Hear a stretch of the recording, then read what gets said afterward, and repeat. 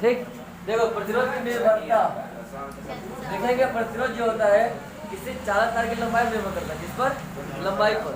मान लो किसी चालक की तार लिखो प्रतिरोध, लिखो किसी चालक का प्रतिरोध, लिखो लिखो लिखो किसी चालक तार का प्रतिरोध कितना होता है? प्रतिरोध तार की लंबाई पर, किसकी? तार की लंबाई। हाँ, तार की लंबाई पर निर्भर करता है। किस पर निर्भर करता है? करता है। ठीक, या तार की लंबाई के अनुक्रमानुपाती लिखो सीधे तो एक डेरिवेशन हो जाएगा। तार की लंबाई के अनुक्रमानुपाती होता है। अनुक्रमानुपाती होता है, मतलब जितना लंबाई बढ़ाएंगे प्रतिरोध बढ़ता ही जाएगा।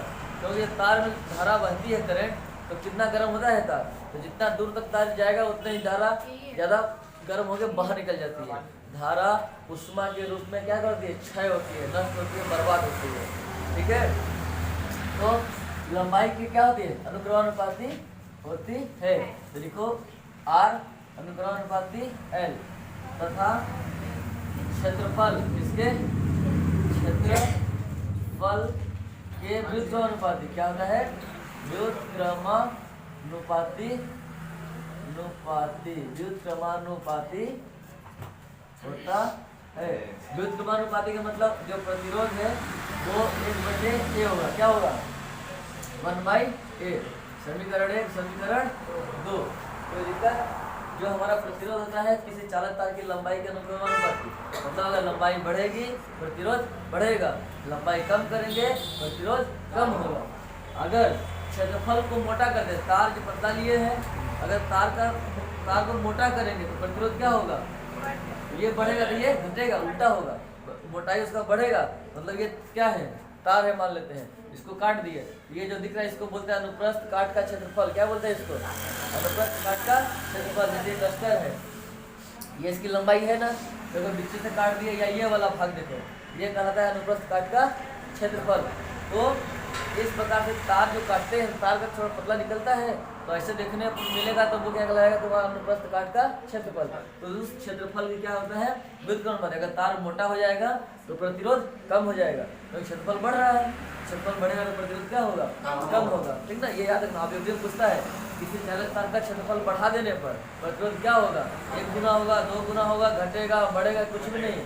तो समझ जाना क्या हुआ? घटेगा। ठीक है, समीकरण 1 और 2 से। कहाँ से? समीकरण 1 व 2 से क्या हो जाएगा? R अनुक्रमानुपाती L/A। अनुक्रमानुपाती का चिन्ह जब हटेगा तो क्या आ जाएगा? R बराबर रो आता है। क्या आता है? रो। और रो के रो देता है ये L, मतलब इसी को बोलते हैं विशिष्ट प्रतिरोध। क्या बोलते हैं? विशिष्ट प्रतिरोध। ये है रो, क्या बोलते हैं इसको? रो है। क्या है? रो है। ठीक, रो कहते हैं इसको। क्या कहते हैं? रो कहते हैं। और ये क्या है? विशिष्ट प्रतिरोध है। क्या है? यह एक विशिष्ट प्रतिरोध है। क्या है? एक विशिष्ट प्रतिरोध है। क्या है? विशिष्ट प्रतिरोध। कोई दिक्कत? क्या है? एक विशिष्ट प्रतिरोध है। बन जाएगा। इसको देखो, ये आएगा तुम्हारे 2 नंबर में फिक्स है। अगर आएगा तो इस तरह क्वेश्चन बनेंगे। एक ओम का नियम बनेगा, एक तो प्रतिरोध किसे कहते हैं उसको समझाइए। तो ये तरह है, प्रतिरोध किसी भी चालक तार का जो प्रतिरोध है किन कारकों पर निर्भर करता है, तो वो कारक क्या है? तार की लंबाई है और क्षेत्रफल है। और जानते हो त्रिज्या पर भी निर्भर करेगा, क्योंकि लंबाई में भी क्या आएगा? त्रिज्या आएगा, क्षेत्रफल में भी त्रिज्या आएगा। तार का क्षेत्रफल निकालते पाई स्क्वायर नहीं करते हैं क्या? वो भी वृत्त जैसा रहता है। तार काट दिए, ये वृत्त जैसा बना, उसका क्षेत्रफल क्या होता है? πr²। क्या होता है? π²। इसलिए त्रिज्या पर भी निर्भर करता है। किस पर? त्रिज्या पर। तो ये थोड़ा सा देखो, मोटा हिसाब 2 नंबर में इतना लिख दोगे, काम फिक्स। कोई दिक्कत? लिखो, छापो, शुरू करो। और हाँ, समझ आएगा 2 बार देखो। बनाओ बनाओ बनाओ बनाओ।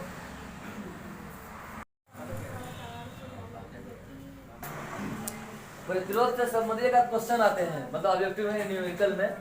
अगर बोला है किसी तार का प्रतिरोध हम कैसे बदलें, अगर बोल दे कि तार की लंबाई को क्या कर दे, दोगुना कर दे, बिना खींचे, खींच के नहीं, बिना खींचे तार की लंबाई अगर दोगुना कर दे तो प्रतिरोध कितना हो जाएगा? सिंपल सी क्वेश्चन। तो मान लेते हैं पहला क्या बोला, यदि क्वेश्चन लिखना, यदि तार किसको, यदि तार की लंबाई को बिना खींचे, यदि तार की लंबाई को, यदि तार की लंबाई को बिना खींचे, बिना खींचे दो गुना कर दे, क्या कर दे, दो गुना कर दे, कितना गुना कर दे, दो गुना कर दे, तो प्रतिरोध का मान कितना होगा? प्रतिरोध का मान कितना होगा, कितना होगा?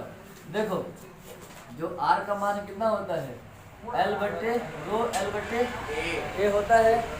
अगर लंबाई क्या कर दिया पहला, दूसरा प्रतिरोध R डैश बराबर रो L कितना कर दो, दो गुना, लंबाई कितना हो गई, दो गुना, और ये A, तो R डैश बराबर देखो रो L बटे A, एक साथ लिख दो, दो किनारे कर दो, रो L बटे A के क्या लिख सकते हो, R, और दो तो दो R डैश, मतलब प्रतिरोध हमारा जो नया बनेगा वो पहले वाले से कितना हो जाएगा, दो गुना, कितना गुना, दो गुना। तो लिखोगे कि लंबाई दो गुना करने पर, क्या करने पर, लंबाई दो गुना करने पर प्रतिरोध कितना गुना हो जाएगा, प्रतिरोध दो गुना हो जाएगा, कितना गुना, दो गुना हो जाएगा, हो जाएगा नहीं जाएगा, पहला स्टेटमेंट। दूसरा, अगर यही ध्यान से देखो, अगर क्षेत्रफल को बोले कि आधा कर दे, क्या कर दे, क्षेत्रफल को अगर आधा कर दे तो नीचे दो लगाएंगे, फिर ये दो कहाँ चला जाएगा, ऊपर, तो दोगुना होगा नहीं हुआ। तो एक दूसरा भी क्षेत्रफल आधा करने पर कितना, क्षेत्रफल आधा करने पर, ये पहला नंबर डाल दो, इसको दूसरा नंबर लिख दो, क्षेत्रफल आधा करने पर प्रतिरोध कितना हो जाएगा, प्रतिरोध कितना हो जाएगा, प्रतिरोध दो गुना, कितना गुना, इसे लिख दो दो गुना, दो गुना ऐसे भी लिख लो या फिर ऐसे लिख दो, दो गुना, दो गुना हो जाएगा, कोई दिक्कत, बन जाएगा, कितना गुना हो जाएगा, दो गुना। अब दूसरा केस आता है, यदि चालक तार की लंबाई को खींचकर, क्या करके, चालक तार की लंबाई को खींचकर दो गुना कर दे, मतलब तार है, तार जब खींचोगे जो है तार उतना है उसको खींच दो, खींच के लंबाई दो गुना कर दो, मतलब पहले तार था 1 मीटर, कितना था 1 मीटर, उसको खींच के कितना कर दिए 2 मीटर, 2 मीटर हो जाएगा। तो भाई जिसकी उसका जितना मोटा था ये वाला कम होगा नहीं होगा, कम होगा। तो यहाँ पे सीधा स्टेटमेंट याद कर लो, तुम लोग डेरिवेशन थोड़ा बड़ा है, उसका आयतन निकालना पड़ेगा तार का, फिर वहाँ से चेंज करना पड़ता है, इतना लंबा पूछेगा नहीं, बस ये पूछेगा कि अगर तार की लंबाई को खींच कर दो गुना कर दें, क्या करके खींच कर दो गुना कर दें तो प्रतिरोध कितना हो जाएगा, तो बोलते हैं प्रतिरोध आधा हो जाएगा, क्या हो जाएगा, आधा हो जाएगा, कोई दिक्कत, ठीक है ना। क्या करेंगे, खींच कर अगर दो गुना कर देंगे तो प्रतिरोध कितना हो जाएगा, आधा हो जाएगा। तो लिखो यदि, तीसरा नंबर, यदि तार को, किसको, तार को खींच कर दो गुना कर दे, कितना गुना, दो गुना कर दे तो प्रतिरोध, कौन सा रोध, प्रतिरोध कितना हो जाएगा, आधा हो जाएगा, प्रतिरोध आधा हो जाएगा, तो दिक्कत बन जाएगा इस तरह का। 3 स्टेटमेंट मन में याद कर लो, 2 ठोकर वाले बिना खींचे हैं, ये खींचने के बाद है, तो इस तरह से कंफ्यूज मत होना। बिना खींचे अगर दो गुना करोगे तो दो गुना हो जाएगा, और खींच कर दो गुना करोगे तो आधा हो जाएगा, इसमें थोड़ा सा अंतर ध्यान देना, ठीक है ना। ठीक है, बने रहो, देखते रहो। चलो आगे देखो, प्रतिरोधों का संयोजन, क्या पढ़ेंगे, प्रतिरोधों का संयोजन, प्रतिरोधों का संयोजन। चलो पहला नंबर आता है श्रेणी क्रम, अलग पहला आता है श्रेणी क्रम, श्रेणी क्रम संयोजन। कौन सा संयोजन, श्रेणी क्रम क्रम संयोजन। पहला नंबर हो गया। Yes sir. इसमें आगे चलो देखेंगे कि श्रेणी का मतलब क्या होता है। श्रेणी मतलब ये मेरा एक हाथ, ये दूसरा हाथ, कोई थर्ड पर्सन आए, ये मेरा ये वाला हाथ पकड़ ले, फिर अपना हाथ किसी और से पकड़वा ले, मतलब एक सीरीज में जा रहे हैं, चैन में बन रहे हैं, तो ये कहलाता है श्रेणी क्रम। क्या कहलाता है? श्रेणी। मान लो 3 प्रतिरोध लेके आए, मैं उठा के चले जाए, ठीक, ऐसे ऐसे ऐसे ये और यहाँ लगा दिए बोल्ट हाथ से, क्या लगा दिए? कुंजी। क्या लगा दिए? कुंजी, बटन, चुटकी जिसको बोलते हैं, ठीक। कुंडली वही, कुंडी वही कहते हैं, कुंडी, चुटकी, स्विच, बटन कह दो, वही होता है। अभी चालू, अभी ये क्या है? बंद नहीं है, अभी ये बंद है।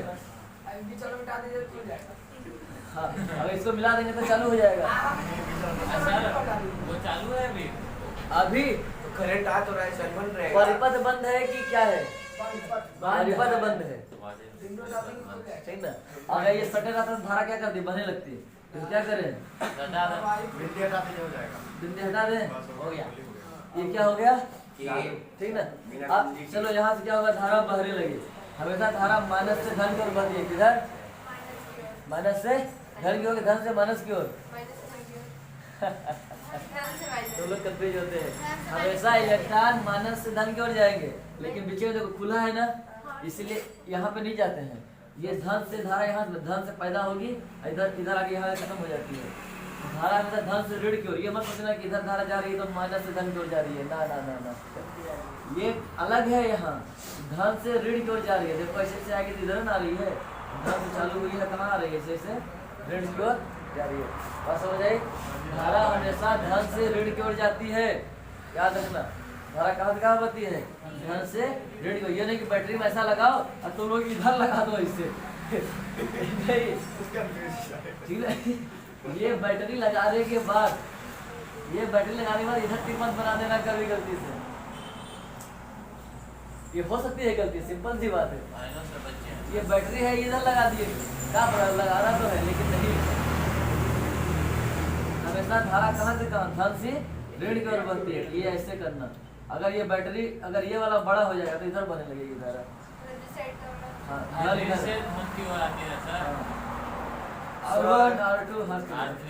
R3 बोलो। जो लाल वाला तार, जो ब्लैक तार लाल रहता है बैटरी में, तो ब्लैक वाला प्लस में लगता है, माइनस में। कोई जरूरी नहीं है कि वो जैसा कनेक्शन दोगे तो नहीं, कनेक्शन नहीं होता है ब्लैक वाला। अच्छा, उसमें जिस केस में चाहो भाई, हम तार खरीद के ले आए हैं, उसको जिधर में उधर जोड़ दें, लेकिन जो सर्किट बनी रहती है वो लाल वाला माइनस होती है, न्यूट्रल वाला होता है। लाल प्लस में जाता है सर, प्लस में, माइनस में ब्लैक है डेंजर, तो प्लस में होता है लाल वाला, और एक तो माइनस में क्या रहेगा? ब्लैक कलर या जो नीला वाला जो रहता है, कोई भी कहीं माइनस में दे सकते हैं, लेकिन लेन में ज्यादा ज़्यादा दिया जाता है क्योंकि ज़्यादा करंट उसी में रहता है, और इसलिए लाल संकेत के अंदर खतरा का होना चाहिए, इसीलिए वो जिसमें ज़्यादा वोल्टेज रहता है प्लस में होता है। माइनस वाला तार तो लोग छू भी सकते हो, झुनझुना देगा थोड़ा सा ना। अगर तो पहले ऐसा ना तो उसमें करंट नहीं लगता है, वही मतलब उसमें वोल्टेज झटका देना नहीं देता। आगे रेट ज़्यादा होती है। चलो देखो आगे, ये R1 है, R2 है, R3 है, 3 प्रतिरोध। मान लीजिए धारा बही, तो क्या तीनों में धारा सेम सेम है कि अलग अलग? देखो नहीं, जो धारा यहाँ जाएगी वही यहाँ जाएगी, वही आगे बढ़ेगी, बस अंतर क्या रहेगा? विभव का। क्या रहेगा? विभव का। तो इसको लिख लो, ये V1 है, इसका विभव कितना है? V1, और इसका क्या दे दो? V2, इसका क्या नाम दे दो? V3। कोई दिक्कत? V1, V2, V3, 3 प्रतिरोध, 3 विभव मिल गए ना? हाँ, ये प्रतिरोध का संकेत होता है। हाँ, ठीक। अब चलो आगे देखो, देखोगे माना 3 प्रतिरोध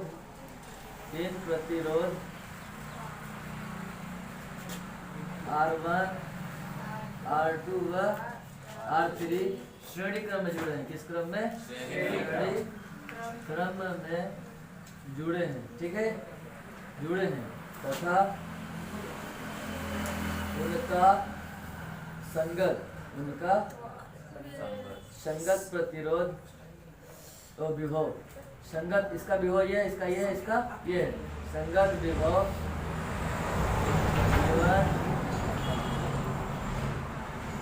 V2 और V3 है। जो V1 V2 V1 V3 है, जो क्या होता है, हाँ V1 V2 है जो श्रेणी क्रम छोड़ो। अब इसको कितना विभव लगाया है, बैटरी से विभव दिया गया है, किससे दिया गया है, तथा बैटरी से जोड़ दिया गया है, किसके से, बैटरी या सेल से लिख लो, बैटरी या सेल से आई धारा प्रवाहित हो रही है, कितना आई धारा प्रवाहित हो रही है, आई धारा प्रवाहित हो रही है। कोई दिक्कत, आई धारा प्रवाहित हो रही है, ध्यान देखो, आई धारा बह गई, जब ये धारा बहेगी धारा सब में सेम रहेगा, तो अलग क्या होगा, विभव, तो जितना यहाँ विभव दिए है टोटल विभव यहाँ भी लिख लो, क्या लिख लो, टोटल विभव भी, बैटरी से हम जो विभव देंगे यही विभव क्या होगा, बढ़ जाएगा, क्या करेगा, बटेगा नहीं बटेगा, तो टोटल विभव इनके विभव के योगफल के बराबर होगा कि नहीं होगा, होगा, तो लिखोगे इस प्रकार कुल विभव, इस प्रकार कुल विभव भी बराबर कितना हो जाएगा, तीनों के योगफल के बराबर V1 plus V2 plus V3, तीनों के योगफल के बराबर होगा कि नहीं होगा, क्योंकि यहाँ भी जो विभव गया है यही से तो निकल गया है, तो जो कुल विभव है तीनों विभव के योगफल के बराबर होगा। चलो ठीक है, आगे चलो देखते रहो। अब इसके बाद देखोगे कि ओम के नियम से, किसके नियम से, ओम के नियम से क्या होता है, ओम के नियम, ओम के नियम से क्या होता है, तब भी बराबर आर होता है, ओम के नियम से भी बराबर आर होता है, नहीं होता है, देखो बेटा लो, ओम के नियम से भी बराबर आर होता है, नहीं होता है क्या, ओम का नियम भूल गए, होता है, हाँ, तो भी के बराबर क्या, मान लो पूरा परिपथ का पूरा कितना है, आई धारा है, और कुल प्रतिरोध क्या मान लोगे, आर, और विरोध क्या हो जाएगा, आई R1, V2 का आई R2, V3 का क्या होगा, आई R, देखो मेरे बाल को, धारा सेम है, क्या है धारा, सेम है, तो सब जगह सेम धारा रहेगी, लेकिन V1 के लिए प्रतिरोध R1, और V2 के लिए R2, और V3 के लिए R3, और यहाँ पे क्या है, आई R, मतलब धारा सब जगह क्या है, सेम, और ये R है, R1 R2 R3 है कि नहीं है, ठीक ना। अब I से I क्या हो जाएगा, कैंसिल आउट हो जाएगा, गायब हो जाएगा, तो क्या हो जाएगा, I कॉमन ले लो, क्या ले लो, I बराबर I कॉमन ले लो, R1 plus R2 plus R3, I Sai गायब, क्या बचेगा, I साई कट जाएगा, R बराबर क्या हो जाएगा, R1 plus R2 plus R3, ये होगा कि नहीं होगा,